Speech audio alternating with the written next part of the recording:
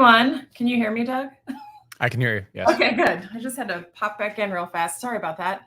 So thank you so much, everybody, for tuning in to today's Author Talk series brought to you by the Library Speakers Consortium. The Library Speakers Consortium is a partnership of more than 400 library systems across the United States, Canada, Australia, and New Zealand, with the goal of making Author Talks more accessible to communities of all sizes. I'm Brandon Adler, your host and moderator in conversation with each of the amazing authors that you hear from throughout our series. Today, I am thrilled to be here with best-selling author Douglas Brunt as he talks to us about his new nonfiction book, The Mysterious Case of Rudolf Diesel, Genius, Power, and Deception on the Eve of World War I. Now, I know everybody's super excited to get started, but before we begin, let me pause for one moment, give you all that standard housekeeping information that keeps everything running smoothly.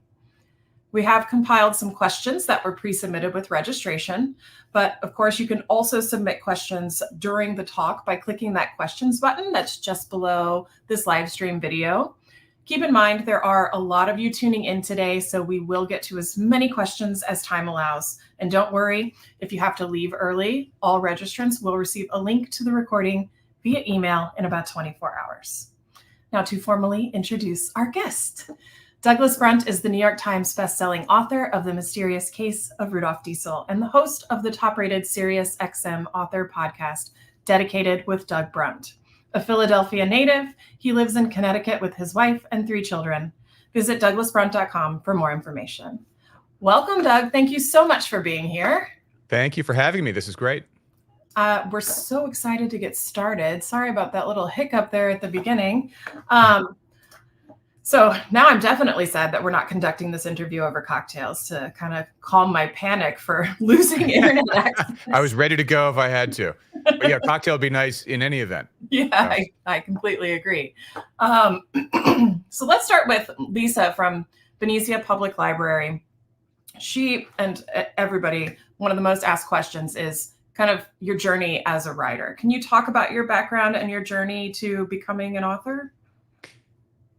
It starts really with libraries for me. I remember very clearly going to the Radnor Library in Pennsylvania with my mom, checking out copies of Frog and Toad back in the early days. So I've always been a huge reader and always a bit of a writer, but always as a hobbyist. I didn't know any people who wrote for a living growing up. And so it really never dawned on me as, oh, that could actually be the career. And so I had, safer choices, I would say, for my career always in business. And then years ago, this is 15 plus years ago, I was walking with my wife. We were strolling our second child in Central Park in New York City. And at this time I was between New York and Florida, traveling a lot for work. And she was noticing, you're kind of short-tempered and, a little frustrated with work. And there were a lot of things that were frustrating about it. And I had just read The Gold Coast by Nelson DeMille, which I loved. And I remember putting it down thinking, I want to make people feel the way this book made me feel. And right after that, I had hobbied around with a novel idea. And I was writing on planes and airport terminals, waiting for planes and things like that, going to my day job. And as I finished up that first draft of it, I showed it to my very nervous wife, who was wondering if we're going to have some awkward conversation afterward about how bad it was. She read it. She's like, this is actually pretty good. And so through some friends, I managed to get it in front of an agent. And the agent said, needs work, but good, and was willing to represent me. And I then sold the company and got a deal for this manuscript, which became my first novel with Simon & Schuster, about a year later. So slugged it away on that and have been writing ever since. And the journey has taken yet another turn into nonfiction, but we can talk more about this perhaps later on. But there are lots of threads through the whole writing process between my fiction and this nonfiction. There's a lot of similarities with the research and my approach to it. And there's some big differences too, but it's been a great journey. Yeah, I imagine the publication process was probably a little different too. It is different, yes. And so that I learned with novels and with writing fiction, you generally write the full book and submit the full book. And you blast it out to 30 editors, just like fiction and nonfiction are the same in that regard. But then, some editor likes it and wants to support it and get behind it, and you might polish it up with that editor a little bit, but it's really what you submit is about 95% of the way there. With nonfiction, it's totally different. So I actually got a different agent for my nonfiction book, and who was more focused on nonfiction publication and representation. And really, with nonfiction, you don't send in the whole book. You send in a proposal for the book. And there's a fairly standard looking format for proposals. It might have a sample writing chapter. So, there is some writing in there, but it talks about the research you're going to do, the brand new research you're going to uncover from archives that's never been published before, competitive works out there that sort of gives a cast of characters, real life characters in your nonfiction work. There are a few elements to it. And so I learned with my new agent how to do that. They sort of walked me through it, and then and sent that out, and was very happy to land back with Simon & Schuster for this book on Rudolf Diesel. Well, you certainly, with this book, had some new research that was going to uncover a lot of new facts and new information to light about Rudolf Diesel. So let's kind of jump into that. The mysterious case of Rudolf Diesel kind of brings to light this hidden history of one of the world's greatest inventors that some people didn't even realize existed, I think, because I never thought of, I know the diesel engine, of course, but I never thought of it like that, like this man that invented the diesel engine. Where did he go? So anyway, he disrupts the status quo, disappears into thin air on the eve of World War I. So can you kind of set up this mystery for us? What was he doing on September 29th, 1913? What happened? So getting the mystery is exactly what drew me into the book. I'm not a combustion engine guy. I didn't know, like you and maybe many people on this author talk, I didn't know there was a Rudolf Diesel. I thought diesel was this other fuel at the filling station. And years ago, I bought a boat, and it was an older, larger boat, and it needed to be totally fixed up. So I was talking to the guy at the boatyard, and he said, what you really ought to do with a boat like this is repower it with diesel engines. And I'm sitting there thinking, what does that mean? What are you talking about? So then he launched into this rationale for it, which is that 100% of boat fires come from gasoline engines, none from diesel. Diesel fuel is completely stable under normal room conditions. You can take a lit match and drop it into a barrel of diesel fuel, and nothing will happen. The fuel efficiency is about 3 times greater. So on your 200-gallon fuel tank, you can go 3 times as far. A number of reasons, less fumes, all of it made sense. So I did repower to diesel engines for the boat. And as you suggested earlier, I've written fiction prior to this book. And so I was goofing around online, looking for ideas that might get me going, procrastinating, basically, looking for an idea for another book, and came across this list of mysterious disappearances at sea. And on the list was Rudolf Diesel. And I thought, I wonder if this has anything to do with the engines that I just bought. And what happened, and of course it does. Rudolf Diesel invented the engine, even though his name personally as the man has really been scrubbed from history. So I looked into the mystery of what happened. So it's presumed to be a suicide. If you look up Rudolf Diesel in the Encyclopedia Britannica or Wikipedia or whatever, it says suicide, September 29, 1913, crossing the English Channel from Belgium to Great Britain. Now, in addition to suicide, though, there were two suspects of a possible murder that made newspaper headlines at the time. One was Kaiser Wilhelm, the Emperor of Germany, and the other was John Rockefeller, the founder of Standard Oil. And just briefly, I'll set up the mystery of why these guys were suspected, because it gets to the heart of why Diesel, the man, and his engine were so critical at that time. There were thoughts that it could have been the Kaiser in Germany, because at that time, by 1913, the diesel engine had emerged as the only engine that could power a submarine or a U-boat. Gasoline and kerosene engines wouldn't work. And Kaiser Wilhelm had just read in 1890, an American admiral published this book, The Influence of Sea Power on History, and basically positing that every great civilization became so because they had a powerful navy. And Germany at this time was growing into an industrial powerhouse of a nation. And Kaiser Wilhelm felt in order to fuel that growth, he needed an imperial structure. He needed colonies around the world like France and Britain had. And in order to do that, he felt he needed a strong navy. So he started investing in a very powerful navy, which, of course, for Great Britain, as this island nation whose security depends on having a strong navy, having the dominant navy, they got very paranoid. And Germany was also very expansionist with their foreign policy at this time. So this set off the Anglo-German naval arms race that sort of famously led us into World War I as one of the big contributors to the outbreak of World War I. Now, the Kaiser recognized he couldn't keep up with Great Britain with the dreadnoughts and the great battleships of the day. The shipbuilding infrastructure in Great Britain was just too great. Plus, Germany had to maintain a big army in addition to a navy. So he couldn't afford to really throw it all in behind the navy. But then he discovered that the diesel engine enabled the first stealth weapon for navies, which was the submarine. And it set off a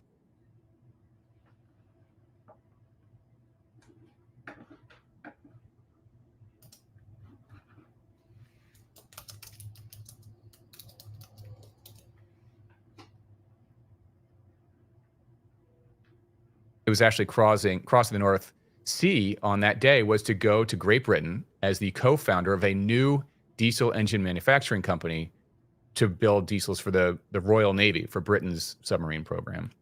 So everyone thought, well, of course, the Kaiser is going to be unhappy with that. And then quickly on Rockefeller, the reason he was a suspect, and the oil trusts generally, Doug, is, yeah. Your mic cut out. I just got a comment that your mic cut out right. The last thing that I heard was he was on his way to Great Britain to help them. Okay. Can you hear me okay now? Yeah.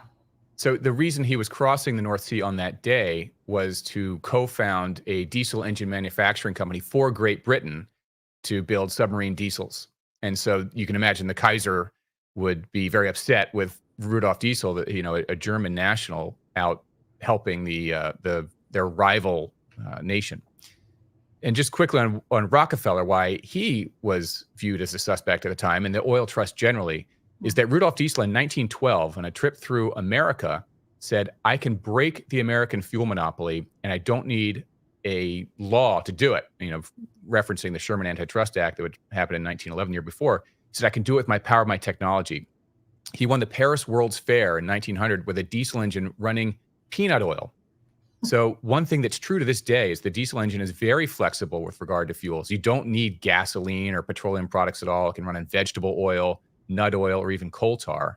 And he was saying that every nation can have fuel independence. If you have farmers who can grow vegetables, you can have fuel for your engines. That's how diesel works. And even to this day, Willie Nelson, just a little more than a decade ago, did a tour across America on his tour bus with a diesel engine running recycled kitchen grease. So while the diesel engine does, in fact, run mainly petroleum derivatives today, it doesn't need to. It can run on any kind of biodiesel fuel or any kind of, vegetable oil, nut oil as well. So he was a huge threat, and that's why those guys were suspects, even though it went down as a suicide in 1913. So I explored that mystery because none of these theories made any sense. And so I dove into archives for several years and came out with this book and a new conclusion of what happened. So you talk about archives, and the book does more than one thing. So it's a mystery, but it's also a biography and kind of this primer for the Gilded Age, the Progressive Era, just before World War I. And you make combustible engines understandable for everyone, I think. Rebecca wants to know, or says, this book really seems to go into uncharted territory, like you had to find the path on your own. So how did you research for a book like this? How long did it take? And then what did your writing process look like? Gosh, so the research was about 4 years. And I think that many people who do research on books like this will tell you, you don't know what you're looking for until you find it. You're reading troves of things. You're like, oh my gosh, that, Churchill said this 1 week after Rudolf Diesel said that. And then you make these connections. And it's very hard to sort of, not that I can afford it, but, those who can afford it, I don't think do it anyway, because you really gotta, you don't know exactly where to go. You're sort of it's like you're just digging, then you find a little gold nugget somewhere. There are a couple funny stories with the research actually as well. The main places I found, there were a couple of archives in Germany. One was MAN, Messina Fabrik Augsburg Nuremberg. And that was actually the company that sponsored Diesel's engine development back in the 1890s. They're still around and maintain a wonderful archive. The Deutsches Museum in Germany as well. And so I would call, and this was all during COVID, which completely complicated the research process. So I'd make these long distance, like we're doing now. I made these long distance relationships with archivists in Germany. And Rudolph has a son, and the way it's spelled, you'd think it's pronounced Eugen. So I'm on the Zoom saying, and then Eugen did this, but where did, Eugen go? And by the third time each time I'm saying Eugen, she seems to be sort of wincing a little. And she's like, it's Eugen. In Germany, we say it's Eugen. So that was a fun lesson learned there the hard way. But he maintained these incredible diaries. He had 2 trips to America, one in 1904 and one in 1912.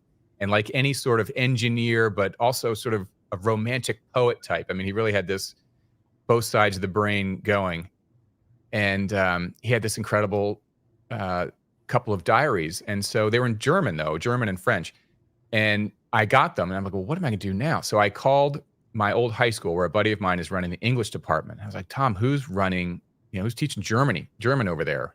He said, oh, that's Gerhard Reich. And so he puts me in touch with Gerhard, who translated reams of material for me, all these wonderful diary entries. And then Gerhard got into the mystery as well, because, really the whole book turns into this sort of Agatha Christie plot unfolding in the end of it with his disappearance. So I get these midnight calls from Gerhard saying, Doug, I have a theory on the case as well. And, we'd have a lot of fun. And then actually Gerhard and I got to do an event after publication, which was a lot of fun. But the research was really, really fun for me. And, as you say, it's like, it's like the nerd side of Indiana Jones to sort of put it all together and make the connections. And then was there a last part of that question? Just about the writing process, but I'm stuck on the Indiana Jones comment because I'm thinking if it weren't COVID, you could have actually then dove into the archives and physically chased some of this down. Yes, and opened up the old dusty boxes and things like that. There was a little bit of that toward the end. And also, once things did lighten up, I got to Paris, so Rudolf Diesel was, his parents had both emigrated from Germany to Paris, and he was born in Paris in 1858. So I got to his childhood home. And when he was little, he lived there for his first 12 years. At the end of the road, about 150 yards down from his childhood home, is this great old museum in a converted abbey. It's the oldest museum in Paris. It's a technical museum, and it had old steam engines and ship models and things like that. So I got to visit that museum, which actually had some of the same exhibits that he would go see in the 1860s. And I saw his childhood home, which really got to some of the tragedy of this book. The deficit of appreciation for Rudolf Diesel is massive, because you look at the outside of his childhood home, there's a little plaque up above eyeline that basically says he was born there. And then there's graffiti and stickers on the wall, and it's just this sad little spot. So I love talking about Diesel because I think he deserves his due. He should be up there with Marconi and Edison and Tesla and the rest, but he has not been.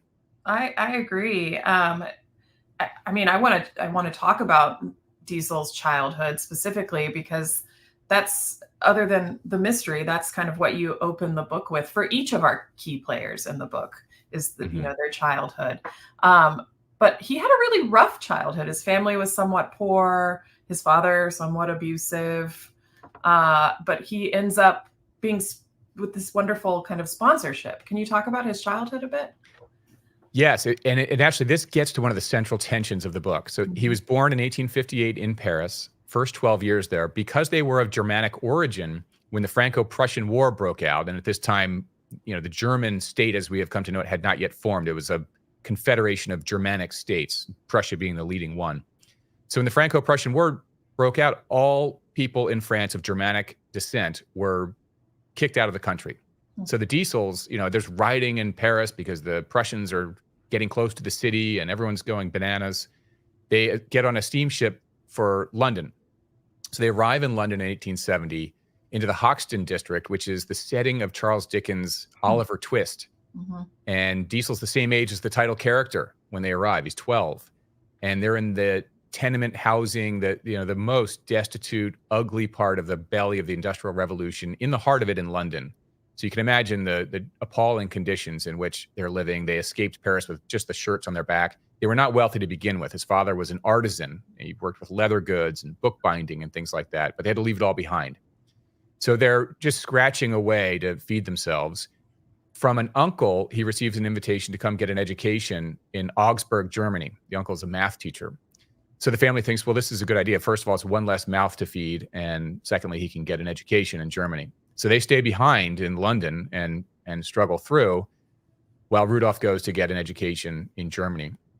He has a gifted brain, so he's doing extraordinarily well in school, earning scholarships everywhere he goes, including to university in Munich. So very soon, he's inhabiting these revered, engineering halls in Munich, and it's there that he develops his first inkling of what this future engine could be. He has witnessed in London the steam engines and billowing smoke out of chimney stacks and partially burnt particles of coal polluting everything, and how the engine serves only centralized economies and big businesses. The steam engines of those days are as big as rooms. There's a fiery frame. You referenced how I tried to make combustion engines digestible for ordinary readers like my wife and kids. So I conjure up that scene from the Titanic with Leonardo DiCaprio and Kate Winslet that we all know. Yes. And they take the camera down to the belly of the ship, and they're shoveling coal into the orange fiery furnace, which is heating a boiler full of water to create steam. I mean, it's very simple technology. It's basically a pot on a stove. You're heating water to create steam. The steam moves the gears of the engine, the pressure of the steam. And then there's a chimney apparatus to deliver, the plumes of smoke up into the atmosphere. So he's witnessed all this and is thinking, I can do better.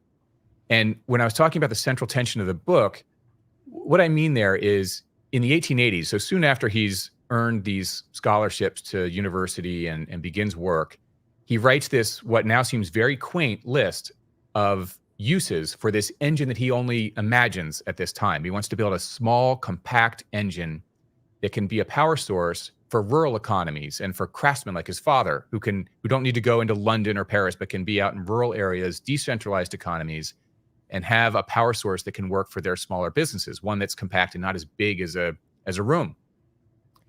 And so that becomes his life's goal.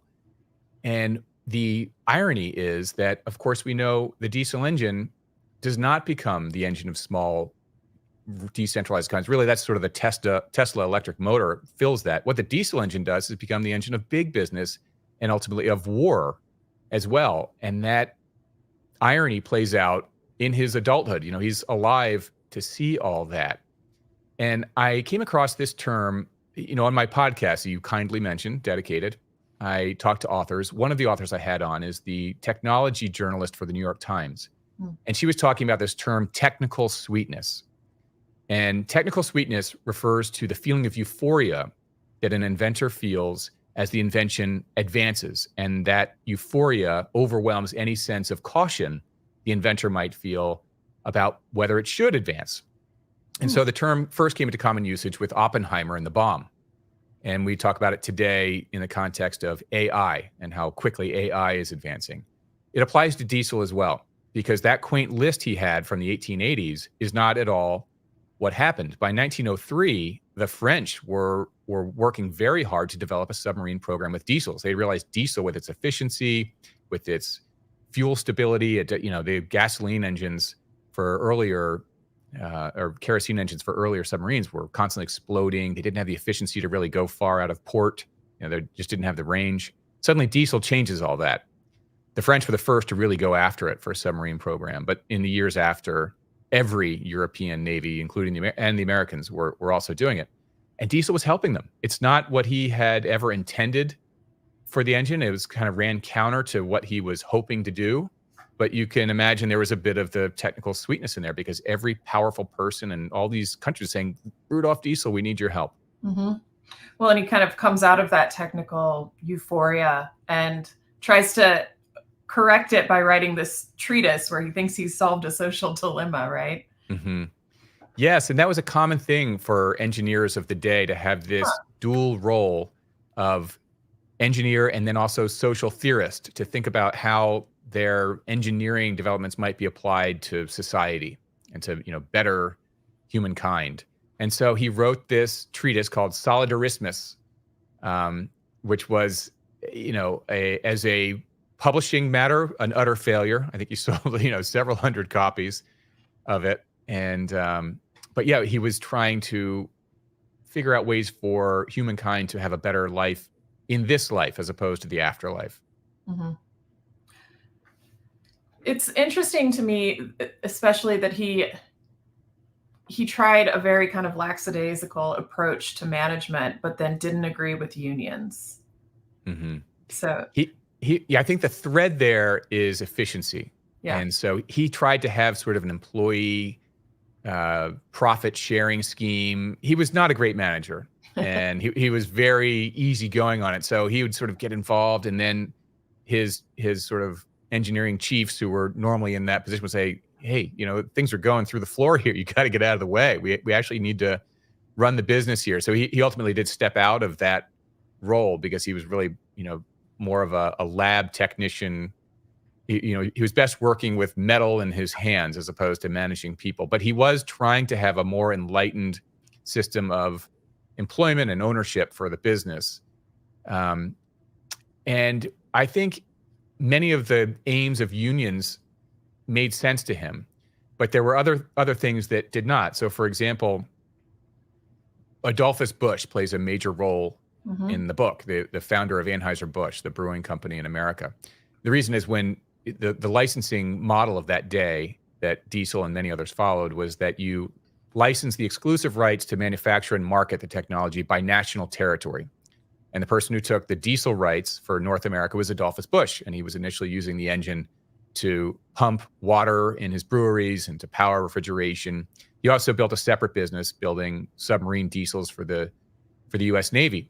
But when Diesel came to America to visit Busch in St. Louis, he recognized the employment problems that Busch had because they had developed methods to blow glass bottles and other products that Busch needed in a manufacturing way. It didn't need to be done by hand, but the unions prevented that. The bottles had to be blown by hand. He had to hire these people, even there was a much better way to do it. So I think Diesel was for some of the benefits that unions provided up until they got clunky and made things inefficient. And I think I refer to him in the book as a utopian capitalist. He felt that workers ought to be paid a good wage because it was the right thing to do. Is motivating for them. You'll get more work and better, and a better working environment if everyone's happy and paid well and might even have some employee ownership in the company. But sometimes the unions had demands or requirements of a business that were inefficient, and I think that was his number one thing. So let's transition back over to the two pretty powerful enemies that you introduced to us at the beginning, Rockefeller and Kaiser Wilhelm II. I mentioned that the way that you start the book, the way that you structure the book at the beginning is kind of talking about each of these characters' childhoods, which I found very interesting. I thought you did a beautiful job at showcasing the parallel between their stories and making them seem more alike than they are different, at least at the beginning. They all have, some one thing or another to overcome in their childhoods. So was this a stylistic storytelling choice, or was that just the nature of where the research took you? It was really getting to the mystery because we have our, let's call him our hero, I guess, Diesel. Yeah. And then we have these two suspects. And the reason why they're suspects creates it sort of brings that whole Gilded Age period to life. My wife and I joke, it's like Downton Abbey, the early years before the war and before, the world started living in a different way. I mean, think about all the empires that crumbled in World War I. The Ottoman, Austrian, Russian, German empires are all gone.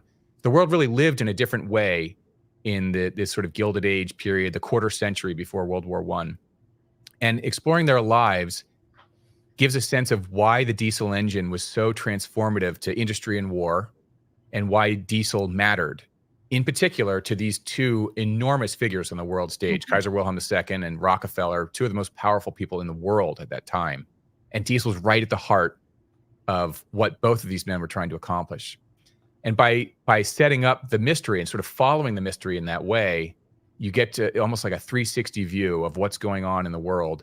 And you also get to understand a little bit of the charm of the world. I mean, I'm living these days is, life expectancy's never been more, but there was a charm to that era as well that I think comes off the page in the book that I was trying to bring to the reader and give them a little. So as you say earlier, it's sort of like a combustion engines for dummies. There's a little European diplomacy, turn of the century. It's a biography and then a couple mini biographies of Rockefeller and Wilhelm. And then it's an Agatha Christie mystery to boot. Yeah. So I think for Rockefeller, I think it's important to know how brutal he could be, in capturing him as a suspect, especially for his role in Diesel's life. There were mechanisms that he employed to get people kind of addicted to kerosene or oil, or force them to bend to his will, or even, I was surprised to read that he punished employees that he believed to be too ostentatious. Can you talk a little bit about Rockefeller's brutality and mechanisms that he employed that made him kind of be a likely suspect? I'll give a few examples. One thing people forget about Standard Oil is that from its founding in 1870 until long after 1900, they were really in the illumination business. They didn't sell gasoline. They sold kerosene for illumination. And then the electric light bulb came along and sort of wiped out that market for them. But back in the earlier days when they were still selling kerosene, they were trying to enter the Chinese market for illumination. And in China at that time, they were using natural gas or oils with reeds for illumination. And Rockefeller shows up and says, here's this great little lantern here that we've developed, and we're going to give it to you for free. And it burns kerosene. It's a wonderful product with great illumination. They're like, this is great. This lantern works well, and it's free, and the kerosene's inexpensive. And then the price of kerosene slowly goes up. He's captured the market. He's got them using his product. And that's in some ways is a prologue to how he handled the combustion engine, because there was no, we assume it was all gasoline looking back from, well into the 21st century. But one thing in the footnotes of this book that I mentioned is that in 1905, New York City had a fleet of taxi cabs. They were all electric. There was a power recharging station on Broadway in Times Square. So it was not a set thing. Rockefeller had to manipulate some things. Diesel's out there saying, let's run it on vegetable oil in 1900. So it was not a set thing that we're going to be running gasoline all these years. A lot of it had to do with the oil trusts, manipulating markets a bit to promote gasoline as the way forward with combustion engines. And of course, it was readily available. They just made sure the business case, and it is a tough business case. I mean, they have a point. There's a lot of land you have to use to grow enough vegetables, and then a whole other refining infrastructure to take those vegetables and develop vegetable oil to develop enough fuel for markets. But getting back to Rockefeller for a moment, you mentioned the episode with one of his executives being too ostentatious. He wanted money, but he didn't want it in plain sight. And he always worried that too much ostentation and too much show of wealth attracted the media, and it attracted the government and bad press and IRS officials coming after you, which ultimately, it did. One other point on Rockefeller is, as one example of a contemporaneous event with Rudolph's disappearance, is the Ludlow massacre in Colorado. And so these were some striking coal miners. Rockefeller owned a lot of coal mines in addition to oil wells. And they went on strike. They wanted the 8-hour workday and different working conditions. And, while Rudolph was back in Germany promoting, employee share ownership and profit sharing plans, when the coal miners went on strike, Rockefeller and Standard Oil hired these quote unquote detective agencies similar to Pinkerton. And they were sort of the paramilitary wing of big business in America at that time. And so they came in and made sure others could cross the picket lines, and there was a lot of intimidation going on. In the Ludlow massacre, it ultimately broke out into a firefight where the striking coal miners were living in a tented community, and many were shot and many were burned. The tents were set on fire, and the numbers vary a little bit, but roughly 30 people, including the family members of the miners, women and children, were killed in this Ludlow massacre. So it was, he definitely used brutal tactics of intimidation, and sometimes it went farther than intimidation. Now, the Ludlow massacre was concurrent with Diesel's disappearance, right? It sort of overlapped the whole thing. So the strike was going on for many months, and then the actual event, I think, happened a little after Diesel's appearance, but it was in that 1913 range. So Kevin from Eldridge Public Library says, why has Diesel's fate and the fate of Diesel been hidden from public view for so long? Why do you think that is? Well, this gets to the heart of the book, and I don't like to give away too many spoilers, but as you Not too get many spoilers. as you get into the book, my conclusion, which prior to publication, I talked with a number of former UK intelligence officers and two folks from the CIA, two CIA officers here in America, who agree. They said this is exactly what happened. In my conclusion, so the one spoiler I am willing to share is it wasn't suicide. And since publication, a number of others have come back and said, this is so spot on. I've studied this period. I'm in the intelligence community now. So they feel strongly this is what happened. But what I pose as the conclusion, and again, this is a circumstantial case. This is all more than 100 years ago. But there are reams of circumstantial evidence that I go through in the back of the book. The conclusion goes to why he was deliberately scrubbed from history, why his name has sort of vanished, and why in the English language there's so little written about him. That's why in the beginning, when I started out the book, I thought I got so involved in the mystery, but I was thinking, well, maybe I'll write historical fiction. I've written fiction in the past. I've got the scaffolding of a story here, and I'll make up dialogue and I'll be true to the story, but I don't have enough. And then as I got into more archives, and I did more what I would call library research, where you can pull up newspapers from around the world, while sitting at your desk. More gets scanned every day. I found reams of material, and I thought I have to do this as nonfiction. So, I mean, the nonfiction story was just as good as fiction. The mystery is excellent. Yeah, I mean, in many ways, it's just even crazier. You know?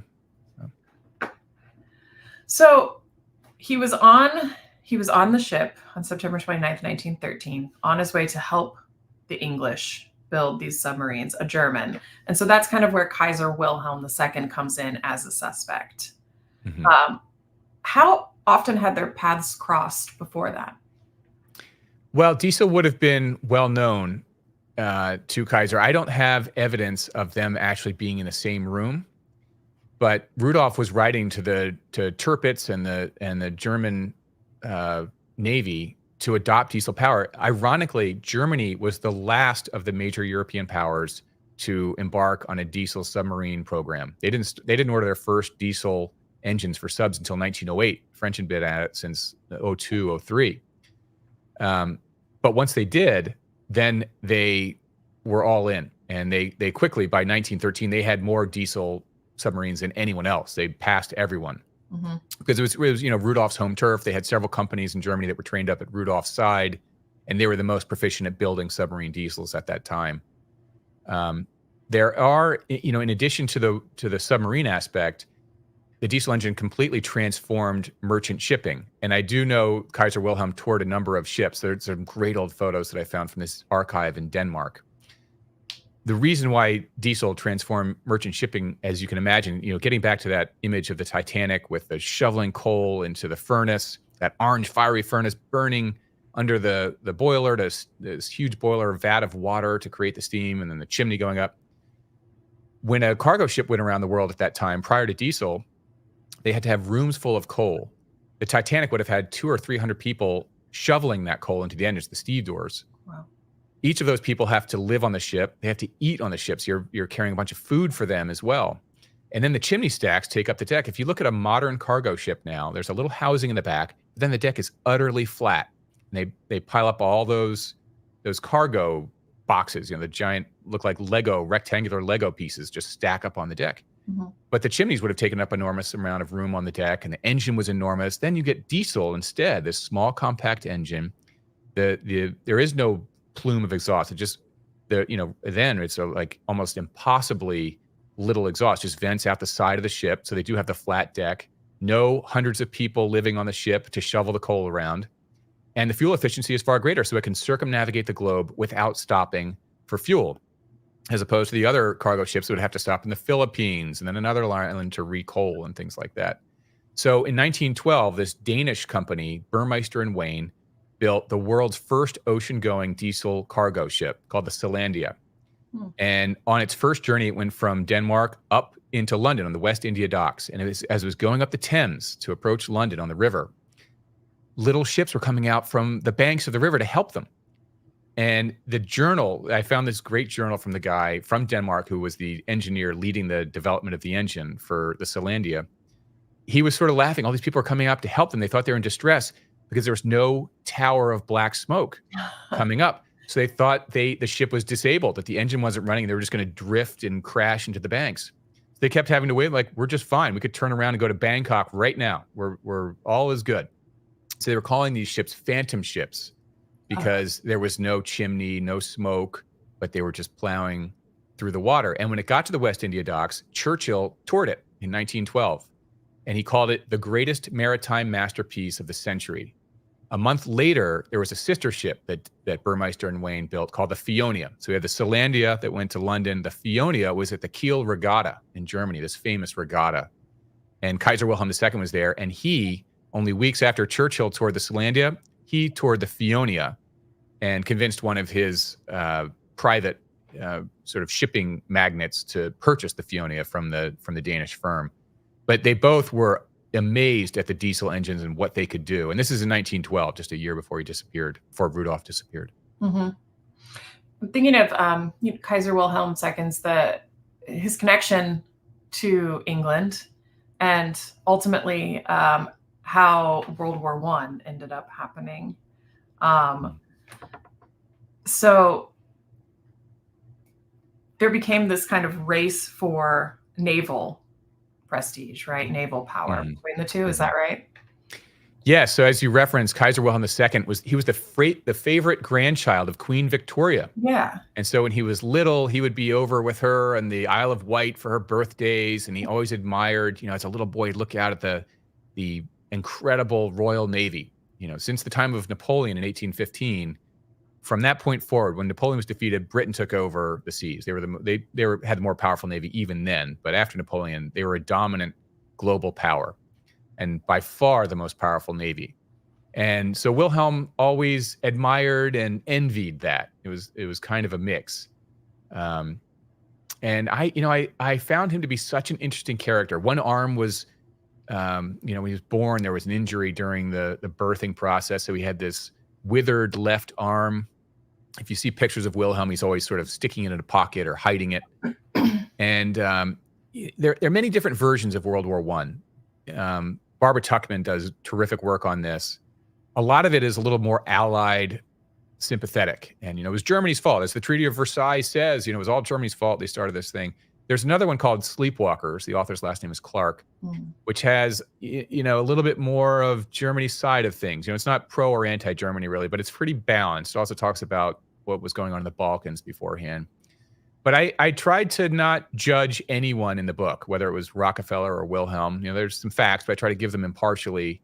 And I felt that Wilhelm was a fairly sympathetic character. I tried to at least open the door for readers to find him to be a sympathetic character. I found him to be a fascinating character for sure. And yes, he's had this love-hate relationship with Great Britain. And ironically, one of the crazy things about World War I is all these leaders of nations were cousins, practically. Yeah. King George V and Wilhelm II and Nicholas II over of Russia, they're all fighting with or against each other. They were cousins. Just totally crazy. Family rivals. Yes. Yeah.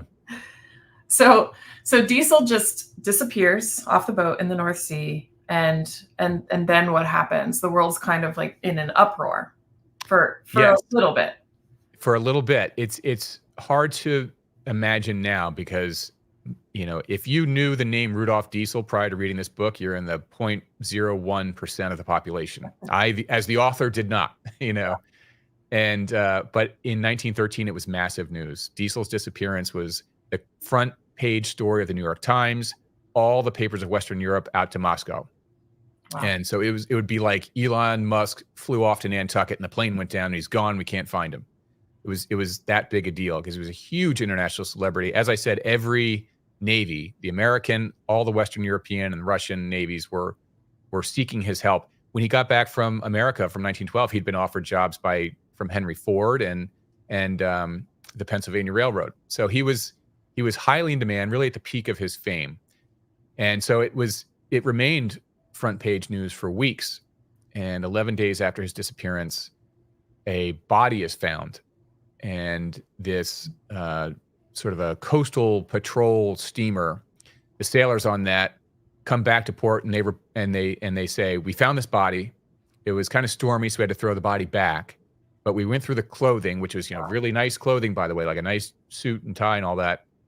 And we plucked out these items, and here you go. And so the port thinks, well, maybe this is, connected to Rudolf Diesel. So they send for Diesel's son, Eugen, who comes and identifies the items as belonging to his father, Rudolf. And that fairly closes the matter for that time. And then, of course, the war breaks out, and everything else is off the front page. Yeah. But if you go back and read the newspaper reports, there's so many different accounts of things. There's conflicting testimony. He crossed from Belgium to Great Britain on this passenger ferry called the Dresden. And there were crew on the Dresden who had things to say. There were people who said they were traveling with Rudolph who had things to say. Much of it conflicts. And so sorting through that is very revealing in terms of, how things went down. Don is asking, has there been any evidence of a Martha and Rudolph reunion after his disappearance, and any other evidence of his life in Canada? The only evidence out there of Martha and Rudolph is newspapers in Germany reported that Martha, so after Rudolph disappeared, Martha was still in Germany, and there was evidence of her corresponding. A newspaper reports that she was corresponding with someone in Canada for a period of several months. And then Martha disappeared. Oh. And no one could find her. So this is all in a number of German newspapers reporting on this, Friends of Martha. And there was a New York Times article that said Diesel had been spotted in Canada. And then that story then went quiet too. So those are the two things that made it into the media. Mm-hmm. But I didn't have a photo of anything. We'd love to have the. We're caught together. People, yeah. Sorry, Martha was his wife. For anyone who doesn't know that, I didn't clarify that when I asked. Catherine's got kind of a fun comment. Catherine from Orcas Island Library says, this is an odd question, but our family legend has it that my great-grandfather co-invented the diesel engine with Rudolf Diesel. Mr. Diesel said he was going to the office to put both of their names on the patent. When my grandfather found that it did not happen, he was insanely furious and moved out of Germany. The little bit I have been able to find about Diesel before reading your book is that he had a lot of people mad at him for things like that. Could it have been one of those angry folks who pushed him off the boat? But I know it wasn't my relative. How quickly can you interact with this person? I'd love to know the last name of the relative that was working with him. But if Catherine's watching live, it'll just be a few seconds, and Fred can put it in the chat. Yeah. Okay, great. There was a Scottish engineer who developed an engine. The diesel engine works. I can quickly describe this. If you can imagine a bicycle pump, or what Rudolph saw in his university days was a tinder lighter. It's an enclosed cylinder with a plunger, like a bicycle, and you push it down. Mm-hmm. And what he saw was a tinder light. So you have an enclosed cylinder, you put a piece of tinder in the bottom, you very quickly plunge that down to rapidly compress the air, and that compressed air creates heat. So in a tinder lighter, you can compress it quickly enough, and it's kind of shocking to see, but it will make that tinder glow. Creates enough heat to do that.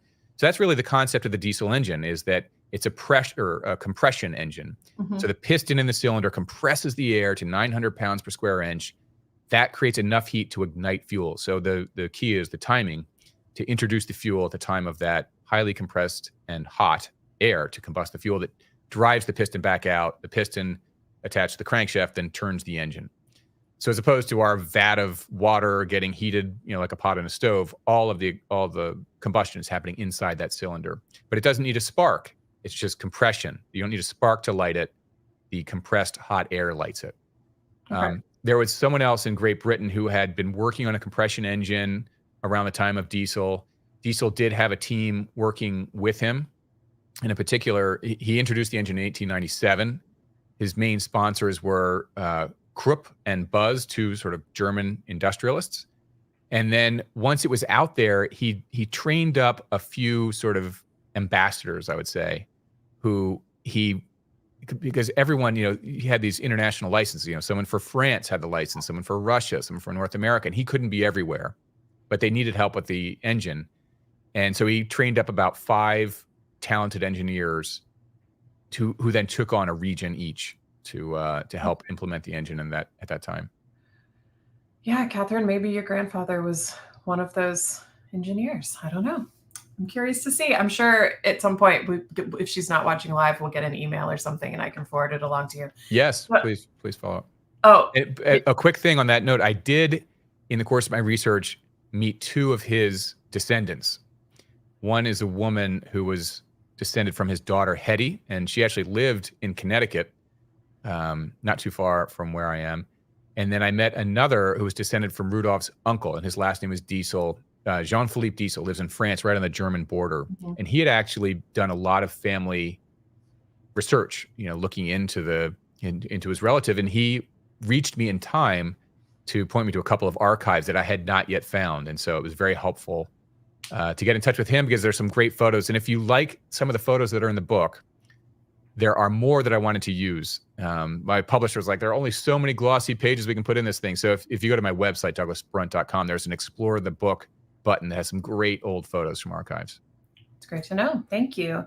And I did want to follow up when you were talking about people finding a body floating in the sea and just pulling his belongings from it. And thank you, Alan, for reminding me, because I did have this same question. Why, you said it was storming, but was it customary to not pull the body out of the water? Was it customary to leave bodies in the water? No, that is part of the weird story. Because when the Titanic, for example, just the year before, when the Titanic went down, the White Star Fleet sent many ships out there to retrieve bodies who still circled the area, more than a week afterward in this hopeless effort to find bodies, because the norm was to recover the body for proper burial, back on land with the family. And so this pilot steamer was more than 100 feet long and certainly capable of doing this. So it's very strange that the sailors, got the body, well enough to rifle through the pockets. Yeah. And they said, the jacket was, a fine cloth. They sort of recognized, the body, I think, was probably pretty decomposed at that time.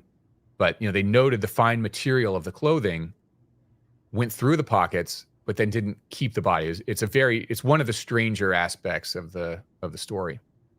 That is strange. It also makes me think if there was anyone else missing from the boat at the same time, like the same boat that he was on, was everybody accounted for, or was there more than just Diesel missing?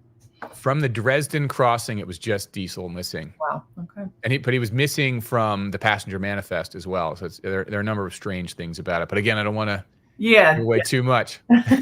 Got to let Agatha Christie do her thing. Catherine is here. She said his name was Robert Nass. If that rings a bell to you. I did not come across that name in my research. But I will, I'll try to go back to MAN would be the place to start. They were the primary sponsor of all that work in the 1890s. He was working with them from 1893 to 1897 to develop the engine in the lab there. And they had 3 main prototypes. And although the first patent was filed in 1892, so if he's working on the patent, it would have been a little bit before that. So I'll go back to see if I can find that name anywhere, but I did not come across that name. Okay. Interesting. It's an interesting comment. So how do you think Diesel would feel about his engine over the years and how it's been used over the years and today? Well, I think on the one hand, be very proud of it, because there's, this little spiel I can give is that if you, in terms of how important, how critical diesel power has been through the century to the present day. Imagine a piece of tropical fruit grown, somewhere near the equator. Every piece of heavy machinery and farm equipment used to grow it is diesel powered. Gets loaded onto a truck, anything larger than a passenger car, diesel powered. Goes down to port. It's loaded by crane, diesel powered, onto a cargo ship. 100% of cargo ships around the world to this day, diesel powered. There's one nuclear powered cargo ship that doesn't really work. Goes across the seas. It's unloaded onto a truck, onto a train. Trains throughout the century, largely diesel powered, to some warehouse, probably powered by a diesel power plant. It's just amazing. Nothing moves today without diesel. Yeah. So I think he'd be proud of that. I think he would love to see the efficiencies a little better. A couple of weeks ago, I did see an article about advances in biodiesel fuel. So they are looking more and more at his sort of vegetable oil approach. I know there are lots of things they're doing with algae now to develop fuels out of that. So I think he would love to see the emissions. He'd be a little disappointed, I think, to see the knocks diesel has taken on the emissions front. I mean, if you compare it to the steam power of the 1890s, it's way better. But I think he would love to have seen more of a biodiesel approach for better emissions through the century. Definitely. So I saw this amazing promo book trailer for The Mysterious Case of Rudolf Diesel, and I thought it was a movie trailer at first because it's so well done. So is that a possibility? Any chance or any talks of it being optioned? Well, it has been optioned. Okay. But at the risk of being too bawdy here, I will tell you, another author, Richard North Patterson, I'll have to give him credit, told me movie options are like sperm. Many are called and few are chosen. So while it has been optioned, we don't know if that's going to go anywhere. There's so many steps, but I am talking to a screenwriting team next week. I would love to see it come to the screen, big or small, in any form. But so the first step has been taken, but many steps to go. It'd be a fantastic option. Okay, so the last question that I always like to ask is who are your favorite authors? And this is going to be so hard for you since you interview so many authors as well. Or who are you reading right now that you think everyone should just run out and read immediately? Well, I just finished reading The Demon of Unrest, which is the new book. It's just out today. So it was out yesterday by Eric Larson, who is one of my favorite narrative nonfiction books. And, my book on Diesel is narrative nonfiction. So I'm sort of in his lane, just hoping to draft behind him. Barbara Tuchman actually did a lot to really pioneer narrative nonfiction. She wrote in the 50s, she wrote The Zimmerman Telegram and The Guns of August. Robert Massey, I think, is an unbelievable nonfiction writer. Tried Dreadnought or Peter the Great or Nicholas and Alexandra. He's a terrific writer. On the fiction side, I love Jess Walter, Beautiful Ruins. Anything by Amor Towles is terrific. Jennifer Egan is terrific. That's a pretty good sampling. Lee Child, when I do a thriller, I love Lee. His books are great. The Reacher books are great. And the Reacher show is great. The Reacher show is great. The books are great too. Okay, so I know that there is a lot that we didn't get to in this short hour, so I encourage everybody to go out and read Doug's book, The Mysterious Case of Rudolf Diesel. You will not be disappointed. Thank you so much for joining us today, Doug. It truly has been a pleasure to speak to you for the last hour. I also want to extend a huge thank you to all of our viewers for tuning in today. Without your support, none of this would be possible. So thank you for choosing to spend your time with us. As a reminder, below the live stream video in the Rate This Program tab, you can find a link to the resources area, which contains a link to Doug's book and his podcast dedicated with Doug Brunt. We look forward to seeing you all again on May 8th when we chat with Nina Simon about her book, Mother-Daughter Murder Night, and again on May 21st when we chat with Rebecca Quang about her newest novel, Yellow Face. Thank you again, Doug. Have a good day, Thank you. everybody. So much fun.